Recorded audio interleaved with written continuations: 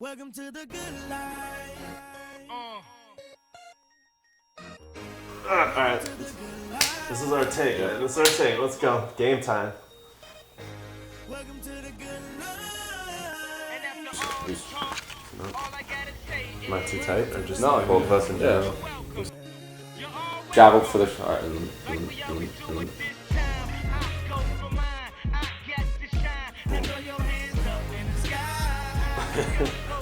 Welcome into Chad and Adam's official 2014-2015 Chicago Bulls season preview. I'm Chad Maxwell. He's Adam June, aka the notorious @AJ Bulls on Twitter. Adam, tell us a little bit about yourself. Well, as you mentioned, I'm curating relevant Bulls news and adding some fun commentary on Twitter. And I recently began contributing to the Chicago Red Eye. Chad, you've got a lot of cool things going on too. Yeah, I do some part-time radio producing over at WGN Radio at 87.7 The Game, focusing on sports, do some freelance video production work. But that's enough about ourselves. We're both some go-getters. We're just here having a little fun. Let's talk some Chicago Bulls basketball. So, Adam, season ended on a sour note last year. Bulls lost that series to the Wizards, 4-1. Derrick Rose went out yet again with another injury.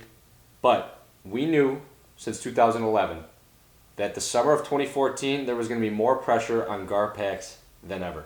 And it looks like Garpax may have delivered. It all began on June 26th, draft night, when the team packaged the 16th and 19th selections for the Golden Boy, Doug McDermott, sweet shooter out of Creighton University. Doug Gee McBuckets. That's is a right. Chicago Bull. I was stoked. Yeah, it was. I think a lot of people were celebrating right alongside you. And after that, we hopped into free agency. And if you want to go into the Carmelo Anthony charade, it's one of those touchy subjects here in Chicago. It's touchy, but we're going to put an end to it because we're just going to rid of saying the name Carmelo Anthony. Is that correct? That's we're done with absolutely. it. We're over it. He who shall not be named, it's finito. He who shall not be named. And you know what? The Bulls, they rolled the dice on Melo.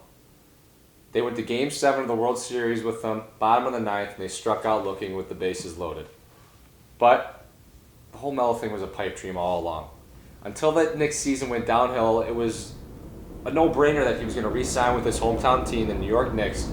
And then out of nowhere, the Bulls became relevant in that sweepstakes. But I was just part of that pipe dream. We were believers all along, the both of us, that bringing over Nikola Mirotic and adding one more piece would bring the Bulls back into contention in 2014.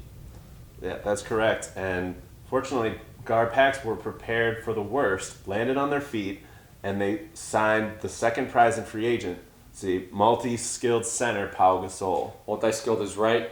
And Gasol gives Tibbs, for the first time since Omer Ashik's departure, a true 7-footer on the defensive end of the floor that he can play around with. And Pau Gasol is here for the right reasons. It's a beautiful thing. He left a lot of money on the table in Los Angeles and even Oklahoma City. He left nicer weather on the table, as Joakim Noah mentioned.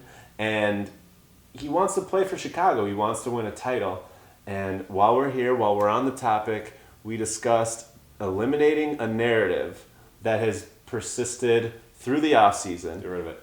We want to defeat this Carlos Boozer 2.0 projection that has been thrust upon Pau Gasol. He's a skilled center. He's not too old. He's 34 years young. And what I want to know is, can Carlos Boozer do this? Why not?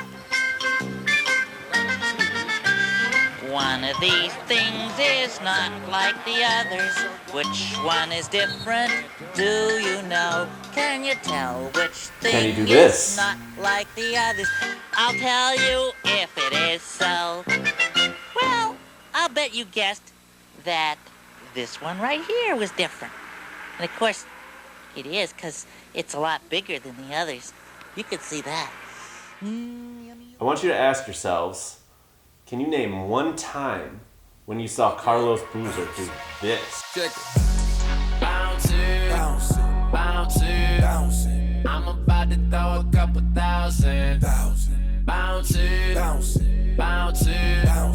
I'm about to throw a couple thousand. 1, 5. And that Pau Gasol signing paved the way for Yugoslavian sensation Nikola Mirotic to finally come overseas. Chad, you're high on Nikola. I've been high on Nikola for a long, long time, back in his 18-year-old FIBA days. And the reason being, not only is he a solid basketball player, but the fit that Nikola Mirotic and the Chicago Bulls, when they come together, it is so ideal. Why? The Bulls have the guys to surround him with, and you got Tom Thibodeau, a coach who's not going to let him slack, a coach who's going to make him work. You put Tom Thibodeau's work ethic and Nikola Miric's work ethic together, you're putting together a perennial potential all-star. I mean, we've seen the ability of him to shoot the ball, not only shoot the ball, but put it on the floor. And then a matchup that I really love this preseason was against the Detroit Pistons in the late minutes of the game. Greg Monroe was back in for the Pistons, and you got Nikola Mirotic at the 4. He battled them all game long, and I would say that Mirotic won that matchup. And we're talking about Greg Monroe, a guy who just signed a $60+ million contract. Mirotic is going to be up there with the best to ever come from overseas. Yeah, for all those reasons you mentioned, I think we can definitely deem Nikola the Yugoslavian Swiss Army knife. Write it down.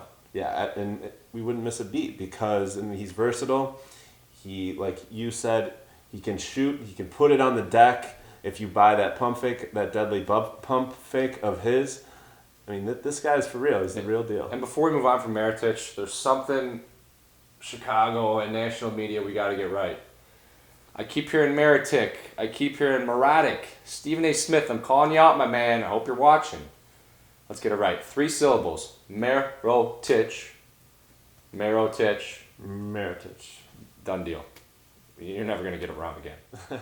And then after that, it was important but supplementary moves, beginning with the re-signing of Captain Kirk Heinrich. You know, a lot of people here in Chicago, they were down on the Kirk re-sign, but I love it. Kirk brings the intangibles, the leadership, the experience that the Bulls need on this roster, which we wouldn't consider young, but Kirk just brings it all. He brings the heart and passion that Tom Thibodeau loves. That's true. And the Bulls, to fill out their roster, brought in a pint-sized point guard named Aaron Brooks. He's in the mold of some other beloved point guards of our past. Mr. Nate Robinson and DJ Augustine come to mind. Aaron Brooks can score the rock, and he does it off the bench, and he can do it prolifically. Yeah, and with the wishy-washy health of Derrick Rose, we know how important it is to solidify that backup guard spot, and I think Aaron Brooks is going to do it ideally and to a T, because we've seen him go off for 27-plus points multiple times in his career. He's had 14 assist games, and even in this preseason, he can get to the bucket at will. So, Adam, we've covered the offseason moves. It's been an exciting preseason. Let's talk about the top 3 things we've learned from this preseason. Yeah, let's start from the top and go with what's most important. Derrick Rose's return. There's one metric that matters, and what mattered all summer and what mattered in the preseason, and that was, can Derrick Rose be the freakishly athletic, explosive player that he once was?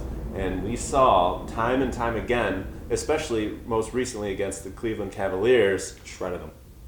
Diced them, love it. And I think we can rest easy on that fact. And I think he passes the eye test that this second return around, he's much more confident.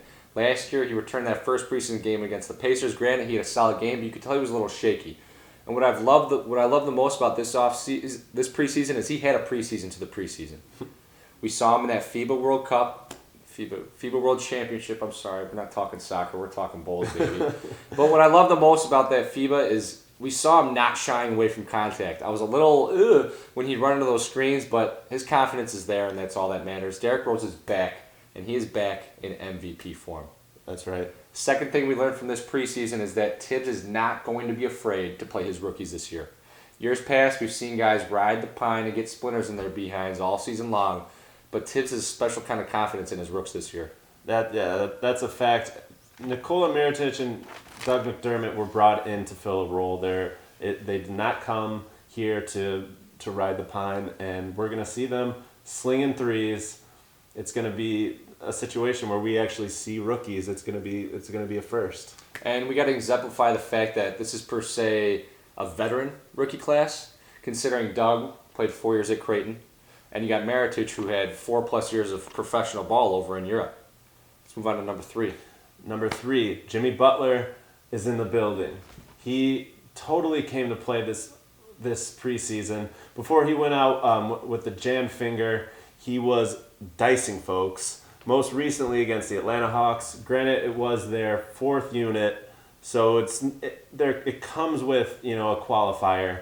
But he was demanding the ball in the fourth quarter. He was scoring at will. He put up 20 points in that fourth quarter, including a game-winning three-pointer. I felt like we were watching Tracy McGrady with the Orlando Magic. Yeah. It was a special sight. He's in a contract season. Big time. It's clear he's ready to take a step offensively. Yeah. A step offensively and just a step in general. Jimmy Butler is ready to take his game to the next level. And I got one thing to say. Pay the man.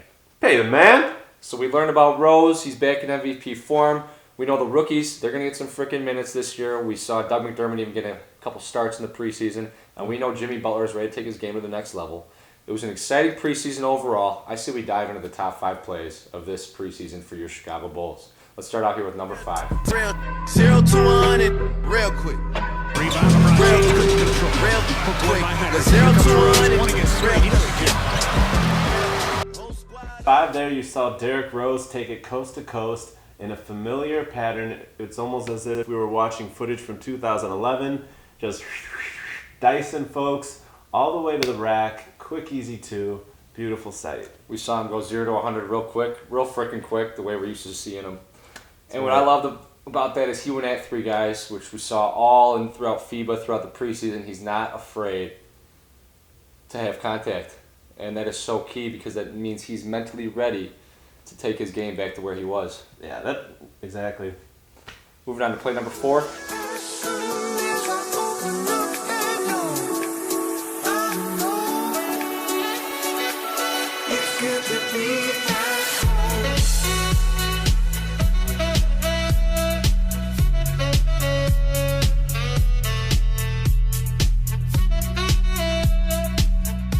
So you might wonder, why are we showing the Bulls get a 3 hit on him? Well, come on. You got to show little Nate Robinson some love, am I right? I mean, It's Nate. the guy, he just did right there exactly what Nate does and what Nate did for the Bulls back in 2012. Agreed. Let's take a second to just remember that season. If it hadn't been for him, again, we were without Derrick Rose. He was making 1/15 of Carlos Boozer's salary. He just said 1/15 of Carlos Boozer's salary. Came out of my mouth, and it's accurate. Look it up. And if it hadn't been for him, we wouldn't have even made that second season, that second round against the Miami Heat. It'll be remembered, and it's kind of surprising when we didn't make the finals. But that season's special to Chicago fans, and they showed it. You were at that game. I was, yep. And when he hit that shot, the crowd, we were on our feet for a good 3 minutes clapping that man, and it was well deserved. Let's move on to number 3.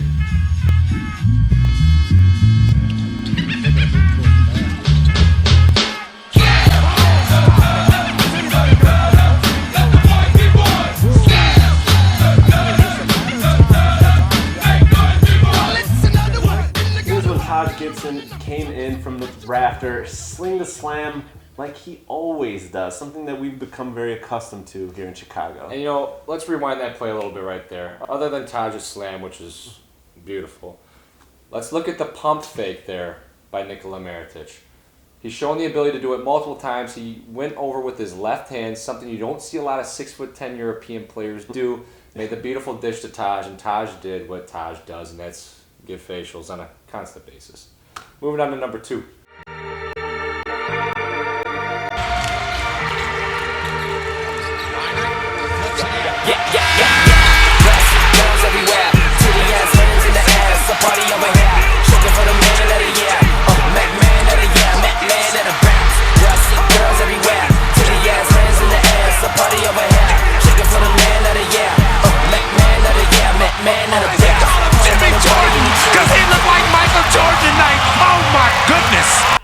Number 2, we saw Jimmy Butler do his Tracy McGrady in Orlando impersonation and just absolutely obliterate the Atlanta Hawks with 20 fourth quarter points, and it ended in this 3-point shot that won the game.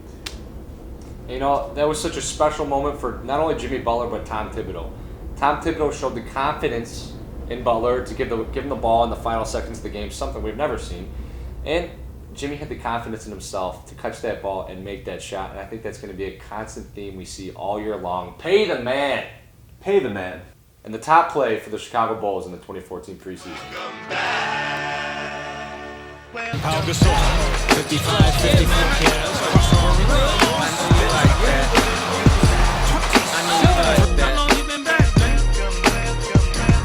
I see big girls in the club, they getting wild for me. And all the pretty chicks all wanna smile at me. These rap cats, man, they all got this style from me. And if I ever see them, man, they probably bow to me. Right there you see Derrick Rose absolutely put Kyrie Irving in an absolute just spin cycle, cylinder, whatever you want to call it. And I think that's also going to be a constant theme this season. Right there you see that Kyrie Irving is not ready to be in Derrick Rose's level yet. When Derrick Rose is 100%, Derrick Rose over Kyrie Irving head-to-head all day, every day, any night. We're in June now. Game 7 of the Eastern Conference Finals. What do the Bulls need to do to move past the Cleveland Cavaliers onto the NBA Finals? Yeah, it's interesting. I mean, I was giving this some thought. Those are two potential juggernauts. I mean, I think we all think that. I think it may come down to crunch time lineups. So who will the Bulls close with, assuming the Cavaliers close with Kevin Love at the 5 and LeBron James at the 4? And I think Tom Thibodeau, will he make the adjustments? Will he bring maybe Taj Gibson at the 5 to give Kevin Love some problems? Because Taj has that ability to get out on the perimeter, contest Kevin Love's shooting, and then Nikola Mirotic will keep LeBron James honest on the offensive end. Because as we know, LeBron loves to chase down blocks. He loves to cheat on steals, and you can't leave Nikola. I mean, No. you love the boy. So I love the boy. Yeah, I think. And you know, there's been such an emphasis these past 3 years. Who can beat the Heat? It's all past 4 years. Who can beat the Heat? It's always been the team with the best big men. And on paper, looking with your eyes, it's clear cut that the Bulls, without a doubt, have the best big man threesome in the NBA. And I think there's no doubt in my mind that you're going to see the Bulls big men eventually just beat the living crap out of the Cavs. Andy Varejao, I gained a little respect for him, but there's no doubt in my mind that is going to become the difference maker. The fact that the Bulls have this trio down low that are going to squash LeBron James and the Cleveland Cavaliers. Get some. Yeah, we're muscle men down there. So we both come to the conclusion it's going to be Cavs, Bulls, Eastern Conference Finals. Let's talk about our bold predictions for the Bulls for 2014-2015. Yes, fun topic. All right, my number one bold prediction: Jimmy Butler, pack your bags. You're going to the All-Star game. Joakim Noah and Derrick Rose are all going to go. My reason for this is simple.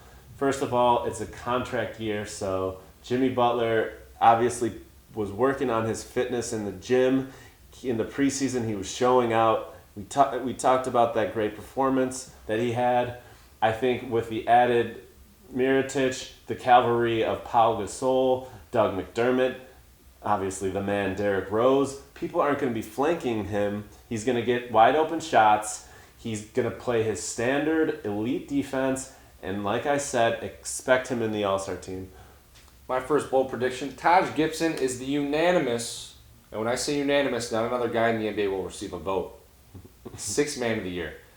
Now, there were rumors floating which were far from the truth that Taj was told he was going to be the starter, yada, yada, yada. But Taj, being his unselfish self, is once again most likely coming off the bench this year. Granted, he might close some games, but that secures him without a doubt the Sixth Man of the Year spot. The guy's worked his tail off these past two off seasons. Combined, he's put on 30 pounds over the past 2.5 years, and Tom Thibodeau has confidence in the man, and he has confidence in himself, which is the most important part. We saw in this preseason that when that second unit comes in, Taj Gibson is the man that the ball is going to and through, and the man is going to average 12 points, 8 rebounds a game. Granted, if he was a starter, he'd be up to 15, 16, and 12. Now that's a prediction. My second bold prediction is that the Bulls are going to come through with, write it down, hold on, Dear Bulls fan base, put it on record, the Chicago Bulls are going to win 60-plus games this season. And the reason is Coach Tom Thibodeau has never had a better hand. He's got pocket aces, he's whatever the term is, and whatever the game is. He has the most talent that he's had since he's been here in Chicago. He won 60 games with a less talented team. that was comparable. And Derrick Rose is all the way back. Jimmy Butler. The last time when Coach won 60 games, Keith Bogans was our shooting guard. Now we have Jimmy Dear Lord. G Buckets at that position. And he G Buckets, which, what is the G? I mean, It stands for gets. Stacey, yeah, I guess he gets buckets. Let's get to the point, and that's it. Yeah. That being said, I'm really excited to see the different mixtures of lineups we're going to see Tibbs throw out there. I'd like to see him maybe even make a Thibodeau type approach this year, where he's starting different guys to put on different matchups, but that's yet to be seen. My second bold prediction is that Nikola Mirotic and Doug McDermott will both finish top 5 in the Rookie of the Year voting. Why? We're going to see both these guys get ample minutes this year. And yes, I'm saying ample. For example, you saw Mike Dunleavy go down this preseason. Who was the guy who took his spot in the starting lineup? Rookie Doug McDermott. And we're not talking about 2 fresh out of college rookies. We're talking about 2 veteran rookies, per se. Doug playing 4 years at Creighton under his father, and Mirotic having 4+ years of pro experience over in Europe. Yeah, I think Garpax kind of learned from the one anomaly that they chose to draft Marquise Teague, a freshman out of Kentucky, that didn't pan out. I think they went back to their original strategy of, we're going to draft guys that'll contribute right away. Yeah, I'm in with you, Chad. Without a doubt. So those were our bold predictions. You got Jimmy Butler going to the All-Star game. You got Taj as the unanimous 6th man of the year. You got the Bulls winning 60+, and you got Doug and Nikola showing out, finishing top 5 in the Rookie of the Year voting. Now, I think we got to call out a couple guys here who, don't get a lot of love, don't get a lot of the attention, but you want to show them some love. That's exactly right. Mr. Mike Dunleavy, this is for you. You really don't get the kind of care and attention. You get swept underneath the rug. People are calling for Doug McDermott, who we also like. But listen, we understand. Cue the sentimental music. We know that you're going to take charges for the team. You're going to sling threes for the team. You're going to do what's necessary. You're a coach's son. And without your 35 points and absolutely ridiculous performance in last postseason, we wouldn't have won one game against those troll Wizards. And I just want to say, I'm happy that you're on the team. You the man. Keep trucking. The bull I'd like to call out is Mr. Tony Snell. Mr. Snell.